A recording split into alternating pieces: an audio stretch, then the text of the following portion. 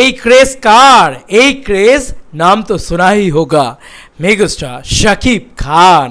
Hey guys, welcome to my channel. আমি মহারাজান। এখন আমরা কথা বলবো হচ্ছে মেগাস্টার শাকিব খান উড়াধুরা লেভেলের ক্রেজ। ইয়েস, এটাকে মাথা পাগলা করা উড়াধুরা লেভেলের ক্রেজ বলে। বন্ধুরা, জাস্ট পৌশালীদির থেকে একটা ভিডিও দেখলাম এবং দেখে আজকের রেসপন্স অনুযায়ী যে কী উড়াধুরা লেভেলের পাগলামি চলছে বাংলাদেশের ভিতরে, সেটা আমি দেখতে পেলাম। এবং আমি ওখান থেকেই এই কিছু স্ক্রিনশটস বা কিছু ফটোজ সেগুলো পেলাম, সেগুলো নিয়ে আমি একটু ভিডিও বানাতে চলে এলাম। আমি একটু বেরোবো, যে কারণে আমি এই ভিডিওটা বানিয়ে হয়তো বেরিয়ে যাচ্ছে, আমি হয়তো আপডেট দিতে পারবো না। আমি আবার পরবর্তীতে রাত্রে এসে চেষ্টা করবো আবার তোমাদের সাথে একত্রিত হয়ে কথাবার্তা বলার।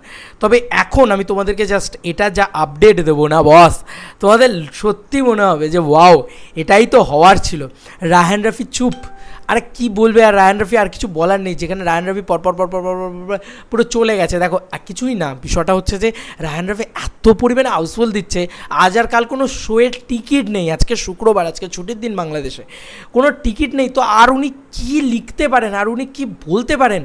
টিকিটই তো নেই ভাই আর কোথাও। যাই হোক, সে খবর তো তোমাদেরকে দিয়েছি আগে। এখন তোমাদেরকে যে খবর দেবো সেটা হচ্ছে এইগুলো, এই ছবিগুলো একবার দেখো বন্ধু। আমার লিটারেলি আলাদা লেভেলের লেগেছে, আলাদা লেভেলের। মানে এটা নাকি ক্রেজ, হ্যাঁ এইটা নাকি ক্রেজ। তোমরা জাস্ট ভাবো, এইটা একটা হলের ক্রেজ। আমি প্রতিটা তো হলের নাম মনে রাখতে পারি না গো, আমাকে ক্ষমা করো। বাট এইটা নাকি ক্রেজ।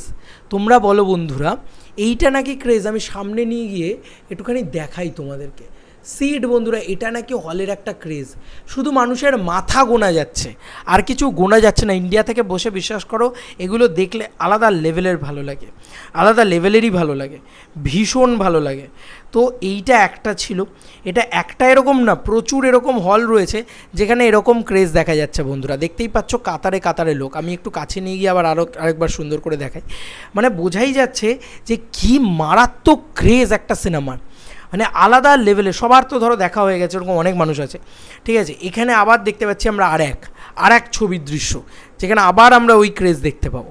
বন্ধুরা, এবার একটু ফোনটাকে ঘুরিয়ে তোমাদেরকে একটু এইভাবে দেখাই, তাহলে তোমরা বুঝতে পারবে হয়তো যে এটা কি ছিল।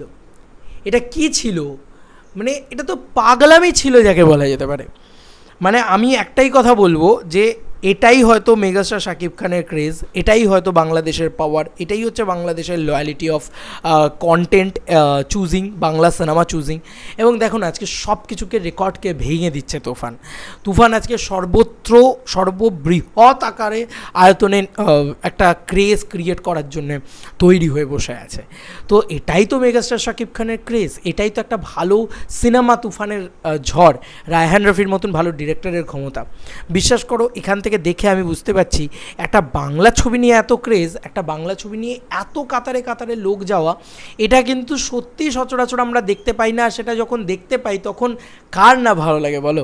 বিঙা বাঙালি, আগে তো আমি মনে প্রাণে বাঙালি, তাই একজন বাঙালি হিসেবে একটা বাংলা ছবি নিয়ে এরকম পাগলামি দেখলে চোখটা সার্থক হয়ে যায় গো, চোখটা সার্থক হয়ে যায়। তোমাদের আর কি মতামত এই এন্টায়ার ভিডিওটাকে নিয়ে জানিও কমেন্ট সেকশনে। চলো বন্ধুরা, নতুন কোনো ভিডিওতে দেখা হবে, বাই।